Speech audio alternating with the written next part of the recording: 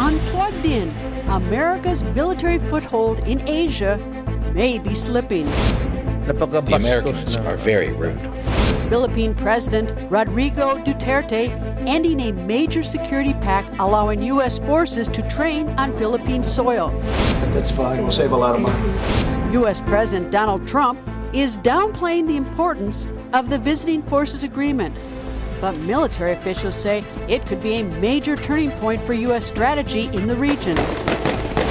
What happens to America's military presence in the Pacific? And what could it mean for China's ambitions in the South China Sea? Plugged In examines U.S. Philippine relations at a crossroads.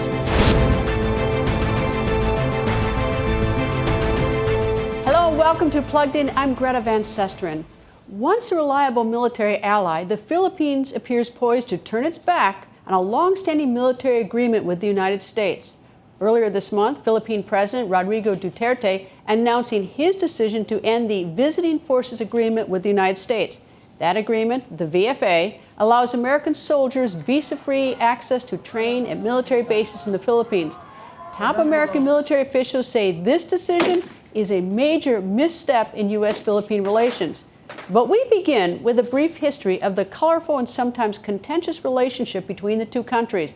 More from Plugged In's Mil Arcega. It's a relationship that dates back to 1898, to the end of the Spanish-American War, when Spain ceded colonial control of the islands to the United States. The American occupation would lead to a brutal struggle, the Philippine-American War, resulting in the deaths, by some estimates, of as many as 1 million Filipino citizens.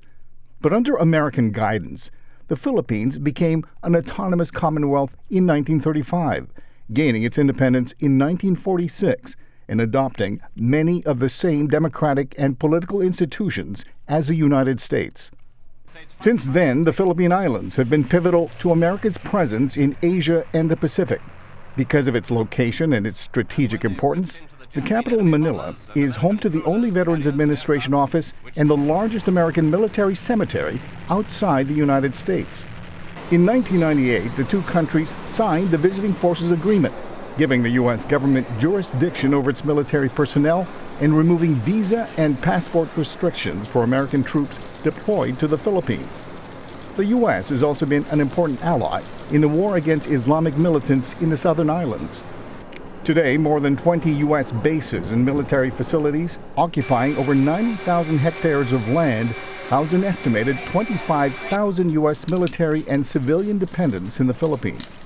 While relations between the two countries run deep, U.S. military presence in the islands have long been a source of tension for many Filipinos, one fraught with cultural grievances and the complexities of their shared 120-year history. For Plugged In, Mil Arcega, VOA News. Meanwhile, President Donald Trump is downplaying the Philippine government's notice to terminate the Visiting Forces Agreement. Trump says ending the pact will save U.S. taxpayers a lot of money, but analysts say it would also hurt U.S. credibility and create another opportunity for China to expand its influence in the region. More from VOA senior White House correspondent Patsy Widakuswara. For decades, American and Filipino soldiers have trained together under the 1999 Visiting Forces Agreement. President Donald Trump said the U.S. has been instrumental in helping the Philippines fight the Islamic State terror group, but dismissed Manila's notice to terminate the VFA, saying the move will save the U.S. a lot of money. And my relationship, as you know, is a very good one with their leader, and we'll see what happens. They'll have to tell me that. Trump's statement contradicts his Secretary of Defense, who says the VFA termination runs counter to efforts urging China to abide by international norms in the region. Earlier this week, Philippines President Rodrigo Duterte made the announcement after criticizing Washington's reported decision to cancel the U.S. visa of his former national police chief. The former police official enforced Duterte's war on drugs, which killed thousands and is condemned by human rights groups. Trump and others are trying to save the Visiting Forces Agreement. I said I did not want it. The Americans are very rude. One is that napakabastos ng Amerikano. Unless a new deal is reached, the VFA will terminate in 6 months. While many within the security establishment in Manila and Washington want to maintain the pact, resistance from both leaders may make it difficult. Rodrigo Duterte hates the Americans, wants to align the Philippines with China, and has been saying that the Visiting Forces Agreement should go for decades. Donald Trump despises alliances in general, thinks they're a waste of money, and just said that he doesn't care if an alliance ends. All of that is very consistent. The Philippines is the oldest U.S. treaty ally in the Pacific, older even than the Japanese and Korean alliance. If the narrative becomes that the Philippines walked away because they saw the Americans as a paper tiger, then that becomes self-reinforcing. It starts to raise questions about U.S. credibility throughout the region. The second, maybe more immediate impact is that it really empowers China to do whatever it wants in the South China Sea, because without access to the Philippines, the closest U.S. ground-based military power is 1,300 nautical miles away in Okinawa. That is hardly an effective deterrent. Analysts say that not having American troops in the Philippines may hamper intelligence gathering and counter-terror operations, and could mean a slower American response to help the region deal with natural disasters. Philippine President Rodrigo Duterte says he is not worried about potential disruptions to his country's counterterrorism efforts. He adds his decision was based partly on the U.S. government imposing travel and financial restrictions against Philippine officials. Here in the U.S., still no word on possible talks to salvage the VFA agreement. Joining us in the White House to talk about the political and security ramifications, senior VOA White House correspondent Patsy Widakuswara. Patsy, nice to see you. And Patsy, is this more of a grudge match between President Duterte and President Trump? He says the United States is rude. Or is this because Philippines want to get more independent, want to lean towards China? Well, certainly the personality aspect of both leaders do play a part in this kerfuffle, as we say, because as we know, President Trump, surprised his aides when he basically said that, to me, it doesn't matter if they walk away, it will save us a lot of money. This is contradictory to what his Secretary of Defense, Mark Esper, said just the day before when he said that this is a wrong move, a move in the wrong direction by the Philippines. And even just hours earlier, before President Trump said that he didn't mind for the Philippines to walk away, his Deputy Press Secretary Hogan Gidley, as well as members of his national security team, told me that they were trying to get the Philippines back into the negotiation table. Now, President Duterte himself has always been an anti-American. He has been years trying to disengage from the American alliance and align himself closely to China. So yes, personality does go into account into this calculation, but certainly for the Philippines, this is something that they have wanted to do to align themselves closer to China, while for the U.S., the president has basically very little regard in terms of military alliance, particularly in the region in Southeast Asia, despite the fact that the U.S. has a free Indo-Pacific strategy. Patsy, the 1998 VFA is not the only sort of alliance that we've had with the Philippines. It's gone back decades, has it not, where we've had military support to the Philippines and training? Yes, absolutely. And this VFA agreement is not just an agreement that allows, once or twice a year kind of exercises between American troops and Filipino troops. There's hundreds of exercises that they do together every year, and this will all be in jeopardy. And don't forget that this will also mean that there's going to be less capacity, less capability for the U.S. for intelligence gathering in the region, for counter-terror operations in the region, and of course, things like what I've mentioned before in my package, helping the Philippines to mitigate disasters. So this is, a lot of people see this, a lot of analysts see this as a lose-lose situation for both the U.S. as well as the Philippines, and as well as the region, not only in terms of containing China, but also affecting other countries like Indonesia, like Malaysia, like Vietnam, all these regional countries who will take the brunt of Philippines, which, for example, has more terrorist groups like Abu Sayyaf, could spill over to Indonesia's Jemaah Islamiyah. So this really has a lot of repercussions in the region. Patsy, the United States, though, isn't left high and dry in the region. They have Japan, they have South Korea. The president says that it's going to save a lot of money for the taxpayers. I don't know if that's true or not, but has the president of the White House put any money figure on this? Yeah, so they have not given us an exact figure, but yes, he is right in terms of this is one of those one of those alliances where the U.S. puts in money to the Philippines, and the Philippines does not give anything in return other than this very strategic base where the U.S. Military can operate from. So there's other alliances in the region, as you said, South Korea as well as Japan, but the Philippines is particularly strategic because of its location in the South China Sea. And don't forget that the Philippines is also a party, or one of the parties that are involved in the conflict with China, as well as several other countries in the region in the South China Sea, particularly in the Spratly Islands. So if the Philippines is aligning itself closer to China and the U.S. has less capability to insert itself in that dynamic, that's definitely a minus for the U.S. as far as the analysts that I've talked to are concerned. Thank you, Patsy Widakuswara, VOA Senior White House Correspondent. So what happens to American military personnel now in the Philippines, and how might this impact U.S. military strategy in Asia and the Pacific? VOA's Pentagon correspondent Carla Babb has been looking into that for us. She is back from the Munich Security Conference in Germany, where U.S. Defense Secretary Mark Esper delivered remarks. Welcome back to the United States, Carla. Thank you. Good to be back. All right, so you had a chance to hear from the Secretary of Defense Esper on this. What did he say about this? Well, as Patsy just touched on, he said that it was very unfortunate. We actually asked about this twice, right after it happened, and then after he had had a couple days to think about it. And then when I asked him in Munich, he again reiterated that it was unfortunate, but he didn't seem too worried. Let's take a listen. This would be a move in the wrong direction, but we have time to respond and work with them on the way forward. And I'm hopeful that, given the longstanding ties between our militaries, between our peoples, between our countries, we'll endure, and we'll just take it one step at a time.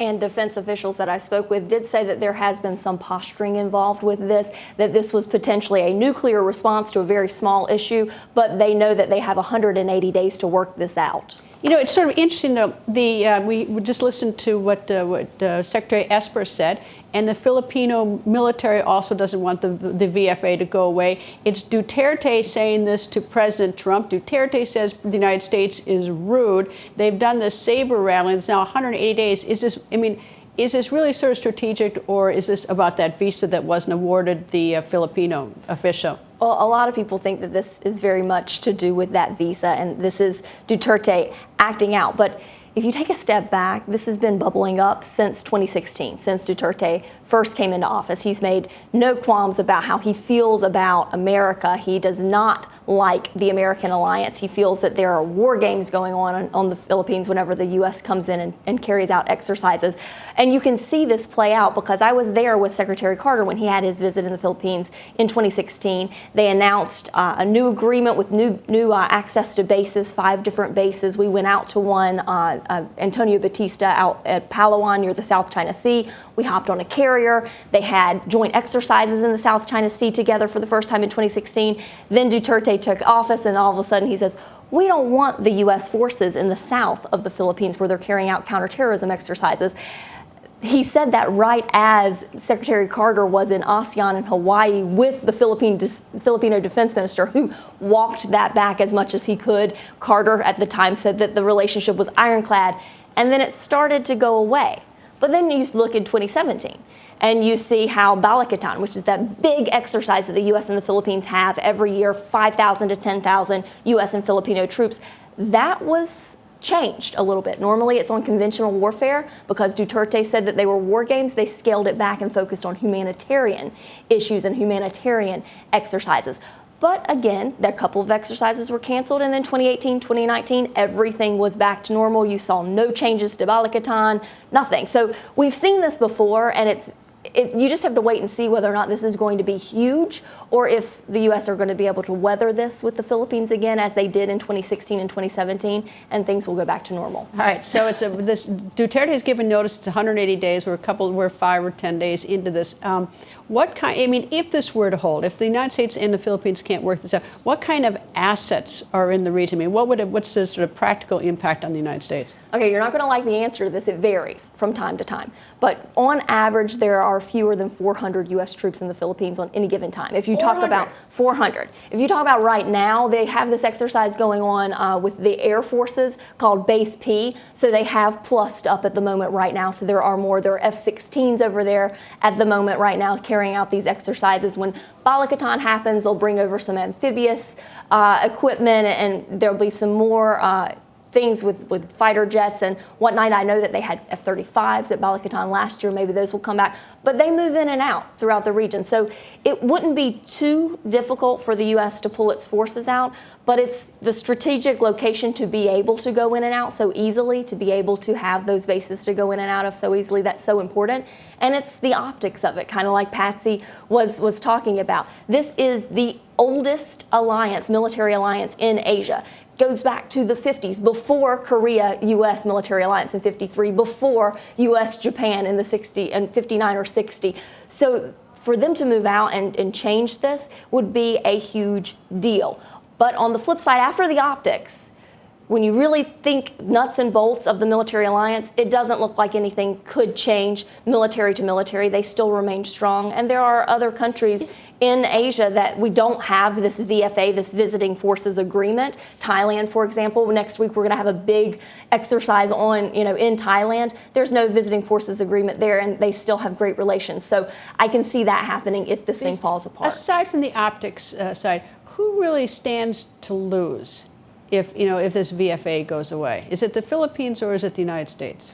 I think it would be a little bit of both, because the Philippines has prided itself on being that strong alliance with the United States. If you talk to people of the Filipino military, they're kind of trying to walk back things as much as they can, but they have to follow their president's orders at the same time. But this would also be huge for the United States. Like I said, the optics for one. Then you talk about the national defense strategy that the United States has focusing on China. It's really hard to keep up with what China's doing in the South China Sea without forces nearby. China's probably watching this with glee.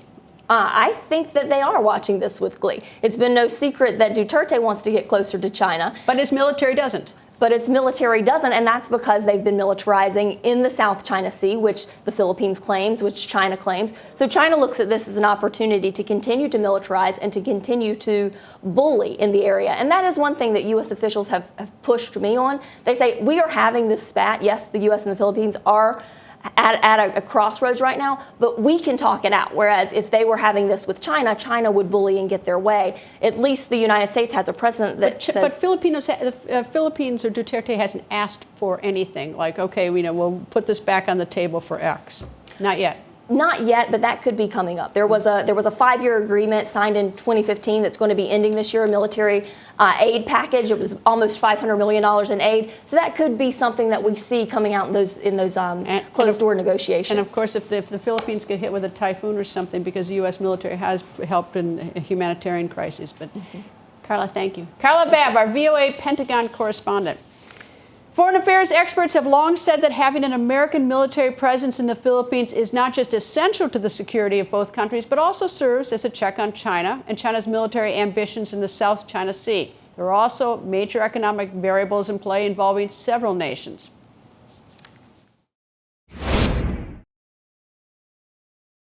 For starters, nearly $3.5 trillion worth of global trade passes through the South China Sea every year. It is a vital trade route recognized by the global community as international waters, which means no one country can lay claim to it, but China has to a degree. In 2014, the Chinese started massive dredging operations to build artificial islands around several reefs located on the Paracel and Spratly Island chains. Visual reconnaissance conducted by the U.S. Navy and the U.S. Air Force confirms buildings, roads, and runways on those artificial islands. And according to a 2018 Pentagon report, China placed anti-ship cruise missiles and long-range surface-to-air missiles on the Spratly Islands. U.S. jets on occasion fly close to the islands to make the point that they have the right to do so under international law. But despite the American flyovers, the Chinese have continued to build on these islands, leaving many to wonder what might happen if the U.S. were to leave the nearby Philippines. President Rodrigo Duterte, who has expressed a dislike for the United States, has openly courted China in the past. But both Filipino lawmakers and top American military officials have gone on the record to say that severing ties with the United States would leave China firmly in control of an important global trade route. So where does the 120-year alliance between the United States and the Philippines go from here? And what is the likely impact of this to neighboring countries? My next guest says that the two countries have weathered far worse storms than this. Satu LeMay is director of the East-West Center in Washington. He's also director of the Asia Matters for America initiative and founding editor of the Asia Pacific Bulletin. Thank you for joining us. Thank you for having me, Greta. Now, is this a serious matter that's going on, or is this just another sort of saber rattling between two presidents and sort of an international spat that's going to vanish? Well, anytime a U.S. ally makes a decision to announce the termination of a bilateral arrangement for military cooperation, it's a very serious matter. So we cannot be complacent about it. But in the long history of U.S.-Philippine relations structurally, we've had ups and downs of very serious nature. A Senate vote in '91 in the Philippines to remove U.S. bases at Subic Bay, a natural disaster that buried in ash Clark Air Force Base. And we've recovered from those, as well as over the last couple of years under President Duterte since his election in 2016. So it's serious, but I think we're turning a page or opening a chapter rather than closing the book on the U.S.-Philippine alliance. I guess as I look at this, I see the more serious issue on this is not so much Duterte and President Trump having their back and forth, but more is like with China and the South China Sea, and if the U.S. loses sort of one of its footprints in that region of the world, that changes the dynamics. I mean, I've seen China build up in Cambodia and other nations in Southeast Asia. I mean, China's on the rise there. There's no question that this potentially, if it goes through and becomes final, could be a win for China, perhaps for Russia even. But there are three big optics here. One is the view of the U.S. and this administration towards alliances and maintaining them. So this is a test case of all these discussions about whether alliances are worth it or not. Second, about the specific arrangement. And third, really, how important the U.S. presence in the Philippines is for our larger Indo-Pacific strategy in a context of great power competition. And other countries are going to be watching. Do we try to save this alliance? How do we do it? What are the negotiations that we do? Do we offer anything? Does the Philippines respond affirmatively? So in a way, it's a test case for alliance management that Japan, Strategic Framework Agreement, Singapore, Thailand, Australia, and others will be watching. And who controls the South China Sea? I mean, all that global trade. I mean, it's China is sort of inching in a direction to control more and more of it. Yes, China has definitely asserted what are quite patently inconsistent claims, historical claims to features and this sea. But I would just say that it doesn't control the South China Sea. The U.S. has a very robust presence in the South China Sea. It's international waters. So I don't think they have taken control. I suppose that's true as long as it has its presence in South Korea and in Philippines. The U.S. and we fly planes in the region. Yes. But as is there a chance it's just sort of getting eroded? There is always a chance that we are not responding in the way we need to, but I will just say that there is general confidence that the U.S. force posture, U.S. forward presence, U.S. capabilities are still robust enough to deter. And that's really what the U.S. forward presence and posture is about, is deterrence, avoiding a conflict, not necessarily fighting one. And I think the Philippines is important to that part of that presence and posture. How important is it as the rest of the world watches this? Show goes all around the world. I mean, if you're in Africa, for instance, and you're watching this, are you thinking to yourself, well, that's just the Philippines and the United States, we're over here, or does this have a profound sort of global impact? As I said, for the reasons that there have been articulations from this administration questioning whether alliances make sense, they're financially worth it, they have dividends and payoffs for the American people and the American government, people will be watching in a way that they might not have been watching 20 years ago or 15 years ago for a spat that could be worked out at the Defense Department level. So I do think it has big implications. We'll just have to see. It happened on February 11th, the announcement. So we're really just a couple weeks in. I guess so. What's a little bit different than this? I mean, the president, has done some saber rattling with NATO, saying, maybe we'll pull out of NATO because they're not paying or whatever. I mean, he has bluffed like that. But in this particular instance, it's not the U.S. walking away from the VFA. It is President Duterte who is pulling the plug on it, if indeed he pulls the plug on it. There are 180 days to this. Right. That's right. This is not a case in which the U.S., in fact, I just go back a year, 2 years.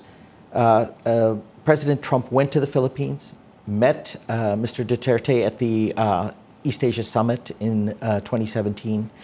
Secretary Pompeo went there and restated the importance of the alliance, made a specific statement on the importance and applicability of the U.S. Philippine alliance. And here we are with Philippines responding to this issue of potentially this visa. We're not sure exactly what he's responding to. But I do think that cooler heads will prevail in the next 180 days. And the U.S. has aided the Philippines in its fighting terrorism. Huge. The Marawi attack by the militant Islamists in 2017, the U.S. intelligence, reconnaissance, advice, the Balakatan exercises that were mentioned earlier in your program. This is part of, the VFA is part of a scaffolding of the Mutual Defense Treaty, the Enhanced Defense Cooperation Arrangement, and the VFA. If you start pulling stuff out, the scaffolding could fall. But what you need to do is make sure that you reinforce it. And that's what the next 180 days needs to be about, is reinforcing that alliance. We've been seeking to do so. Or if you're Duterte, you better look to China to see if China's going to step in and do all the things on terrorism, military protection, and national disaster help. Well, given China's behavior on its Uyghurs in Western China, I don't think I don't think you can count on them to come to the Philippines. And also, my understanding is the Chinese too are worried that the Philippine-U.S. relationship does go through ups and downs, and there may be an up as a result of this. We're at a down right now. We're at a down right now, but we could reinforce the relationship by renegotiating some elements of it and making some elements stronger. Satu, thank you. Thank you very much. Satu LeMay, Director of the East-West Center in Washington. And before we leave, an update on the coronavirus outbreak. Health officials in China are reporting a declining number of new cases. But the World Health Organization is cautioning that it's too early to draw any conclusions from the apparent decline in new coronavirus cases in China. So far, nearly 2,000 people have died from coronavirus, and health officials around the world continue to urge people to take all appropriate precautions. For instance, in Bangladesh, where at least 300,000 Rohingya refugees live in a very crowded condition in Cox's Bazar, preventive measures are being taken. Here's VOA's Kevin Enix. Bangladesh health officials say the country has yet to have a positive case of coronavirus. But while the virus hasn't spread, tensions have. Special precautionary measures are being taken in Cox's Bazar, which is a border district and home to one of the world's largest refugee camps, housing at least 300,000 Rohingya. People from different countries, including Chinese citizens, are working on ongoing development projects and aiding the Rohingya camps. Local government says all ports have checkpoints for testing any incoming traffic. I set up a checking point at Cox's Bazar Airport and Teknaf Land Port. Foreigners have been kept under special surveillance, including Chinese citizens. We have all kinds of preparations. Isolation wards and cabins have been prepared at the Cox's Bazar District Hospital as precautionary measures. Public awareness programs are also being implemented in the highly populated Rohingya camp. Health education is being provided at the Rohingya camp. Various programs have been taken to prevent the spread of the virus. All health advisors at this time suggest basic hygiene solutions like washing hands regularly. For Muazzam Hossein Shakil in Cox's Bazar, Bangladesh, this is Kevin Enix, VOA News. Thank you to my colleague, Kevin Enix. And that's all the time we have for today. Stay plugged in by liking us on Facebook at Voice America. You can also like my Facebook page at facebook.com/Greta. And do follow me on Twitter @Greta. Thank you for being plugged in.